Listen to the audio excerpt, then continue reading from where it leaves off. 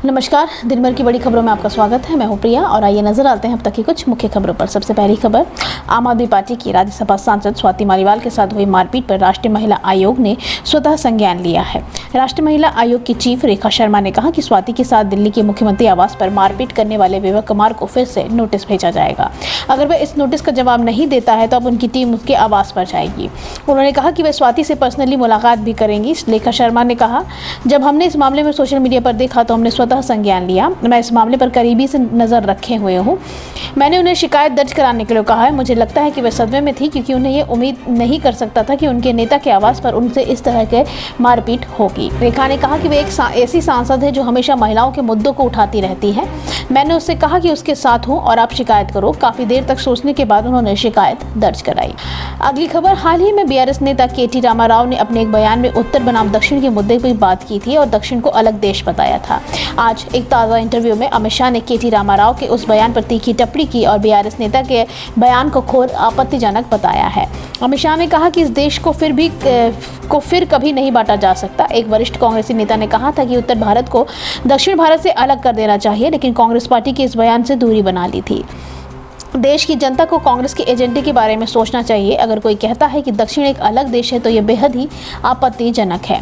केंद्रीय गृह मंत्री ने कहा कि भाजपा दक्षिण के 5 राज्यों केरल, तमिलनाडु और आंध्र प्रदेश, तेलंगाना और कर्नाटक में सबसे बड़ी पार्टी बनने जा रही है। बीआरएस नेता केटी रामाराव ने बीते हफ्ते अपने एक बयान में कहा था कि उत्तर भारत में अपने आप को अलग देश है। ये एक अलग दुनिया है। मैं ये नहीं कह रहा हूँ कि ये पूरी तरह से अलग है, लेकिन व्यवहारिक के तौर पर यह एक अलग देश है। मुझे लगता है कि यहाँ दक्षिण के मुकाबले में अलग मुद्दे हैं।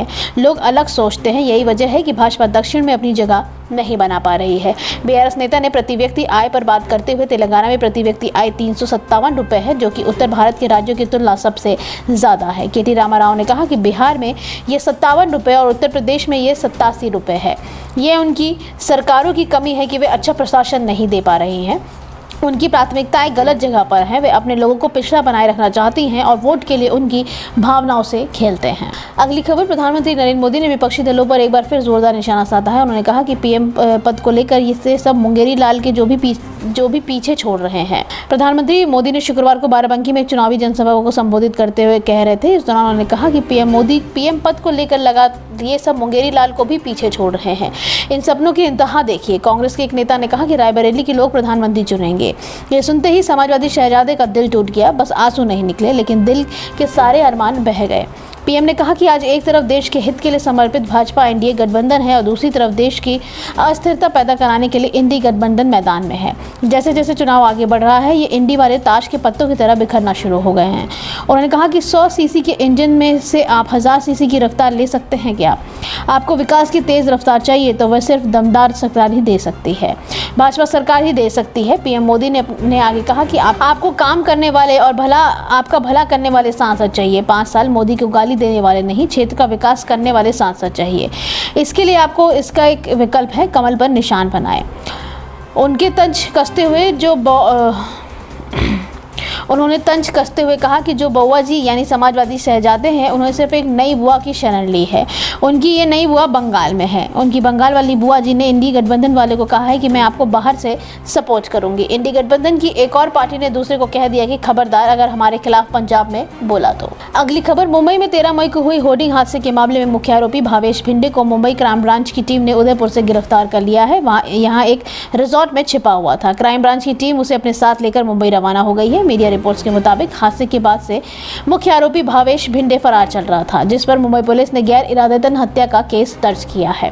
मुंबई क्राइम ब्रांच की टीम लगातार भिंडे से संभावित ठिकानों पर दबिश दे रही थी। आरोपी भावेश भिंडे विज्ञापन agency ego media private limited का निदेशक है, जिसकी तरफ से ये होर्डिंग्स लगाए गए थे। मुंबई क्राइम ब्रांच की टीम आरोपी भिंडे को पकड़कर मुंबई लेकर रवाना हो गई है, जिसे शुक्रवार को कोर्ट में पेश किया गया। इस संबंध में उदयपुर एसपी योगेश गोयल ने बताया कि इस बारे में उन्हें कोई जानकारी नहीं है, ना ही ऐसी कोई कार्रवाई मुंबई पुलिस ने उनकी मदद ली है। ऐसा माना जा रहा है कि मुंबई क्राइम ब्रांच ने यह कार्रवाई सीधे अपने स्तर पर की है। घाटकोपर पर गिरने वाले होर्डिंग के नाम लिम्का बुक ऑफ रिकॉर्ड्स के सबसे बड़ी होर्डिंग के रूप में दर्ज किया गया था। इसे लगाने वाली agency ego media private limited है, जिसका मालिक आरोपी भावेश भिंडे है।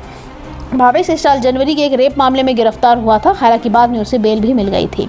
वह वर्ष 2009 में निर्दलीय विधानसभा चुनाव भी लड़ सका है। चुनावी हलफनामे में उसने बताया था कि उसके खिलाफ 23 क्रिमिनल केस दर्ज है। अगली खबर, सारण लोकसभा सीट से प्रत्याशी व राष्ट्रीय जनता दल की सुप्रीमो लालू प्रसाद यादव की बेटी रोहिणी आचार्य के खिलाफ पटना हाईकोर्ट में याचिका दायर हुई है। याचिकाकर्ता ने रोहिणी के नामांकन को रद्द करने की मांग की है। याचिकाकर्ता ने प्रेत कुमार चतुर्वेदी ने रिटर्निंग ऑफिसर द्वारा रोहिणी के नामांकन को स्वीकृत करने की चुनौती दी है। उन्होंने कहा कि रोहिणी का नामांकन अवैध है। उन्हें अपना नामांकन में संपत्ति, घर का पता, नागरिकता समेत कई चीज़ों का उल्लेख नहीं है। याचिकाकर्ता निपेत ने कहा कि रोहिणी आचार्य के पासपोर्ट की कोई जांच नहीं की गई है। वह 7 साल से अधिक समय में सिंगापुर में रही हैं। उन्होंने वहां की नागरिकता हासिल की है या नहीं। उन्होंने भारत की नागरिकता पर भी सवाल उठाए। याचिकाकर्ता ने कहा कि हमारे देश के संविधान अनुच्छेद 84 और 102 के तहत लोकसभा चुनाव लड़ने के लिए रोहिणी आचार्य अयोग्य हैं, इसलिए इस मामले को गंभीरता से लिया जाए।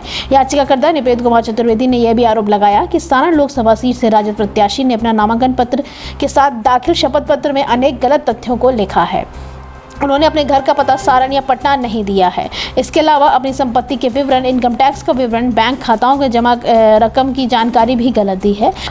यह भी दावा किया गया है कि रोहिणी आचार्य ने नामांकन और शपथ पत्र में सिंगापुर के घर, आय का विवरण, निवासी स्थान के संबंध में तथ्य को छिपा लिया है। याचिकाकर्ता ने स्पष्ट लिखा है कि इन सब चीज़ों को जानते हुए सारण लोकसभा सीट के रिटर्निंग ऑफिसर ने सारे तथ्यों की जांच किए बिना ही रोहिणी का नामांकन पत्र स्वीकृत कर लिया है।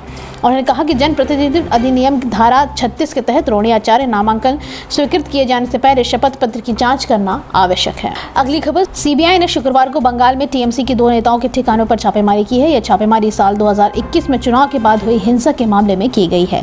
सीबीआई ने बंगाल में पूर्वी मेदिनीपुर जिले में काठी इलाके में टीएमसी नेताओं के घर पर छापेमारी की है। 2021 की विधानसभा चुनाव के बाद हुई हिंसा में भाजपा के एक कार्यकर्ता की मौत हो गई थी। सीबीआई अफसरों ने टीम के काठी ब्लॉक नंबर 3 में टीएमसी नेता देवव्रत पांडा के घर छापेमारी की। साथ ही दूसरे ब्लॉक में टीएमसी नेता नंदूलाल मैती के घर भी कार्रवाई की है।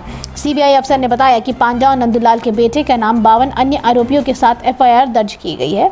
हिंसा में भाजपा कार्यकर्ता जन्मेजय दुलाई की मौत हुई थी। सीबीआई अफसरों ने बताया कि आरोपियों से जुड़े ठिकानों पर छापेमारी की जा रही है। आरोपियों से पूछताछ भी होगी। अधिकारियों के मुताबिक चुनाव के बाद हिंसा मामले में 30 आरोपियों को समन भेजकर पूछताछ के लिए बुलाया गया था, लेकिन कोई भी पहुंचा नहीं था, जिसके बाद सीबीआई ने छापेमारी की कार्रवाई की। मई 2021 में पश्चिम बंगाल विधानसभा नतीजे आने के साथ ही बंगाल में हिंसा की घटना हुई थी।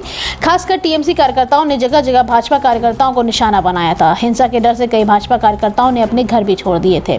हिंसा के डर से राजनीतिक कार्यकर्ताओं के घर छोड़ने का मामला कलकत्ता हाईकोर्ट में भी पहुंचा था। आखिरी खबर, दिल्ली के मुख्यमंत्री और आम आदमी पार्टी के राष्ट्रीय संयोजक अरविंद केजरीवाल ने प्रधानमंत्री नरेंद्र मोदी के बयान पर सवाल उठाया है। सीएम अरविंद केजरीवाल ने कहा कि अगर देश के प्रधानमंत्री और मंत्रियों को फ्री हवाई का सफर मिल सकता है तो देश की महिलाओं को बस में मुफ्त सफर क्यों नहीं मिल सकता। सीएम केजरीवाल ने सोशल मीडिया अकाउंट पर पीएम मोदी के इंटरव्यू वाले पोस्ट करके लिखा कि प्रधानमंत्री खुलकर दिल्ली की महिलाओं को मिल रही बस यात्रा का विरोध कर रहे हैं। पूरे देश की महिलाएं चाहती हैं कि फ्री बस सेवा तो देश भर में लागू ही होनी चाहिए, मगर मोदी जी को तो इसे खत्म करना चाहते हैं। अगर देश के प्रधानमंत्री और मंत्रियों को फ्री हवाई सफर मिल सकता है तो देश की महिलाओं को भी फ्री बस सफर मिल सकता है। पीएम मोदी आज तक को दिए गए इंटरव्यू में कह रहे हैं कि आप एक शहर में मेट्रो बना ले और उसी शहर के चुनाव जीतने के लिए कहते हैं कि महिलाओं को बस में फ्री में बस ले जाएंगे। मतलब मेट्रो के 50% यात्री अपने ले लिए, अब भविष्य में मेट्रो बनाएंगे या नहीं, ये चिंता ये है।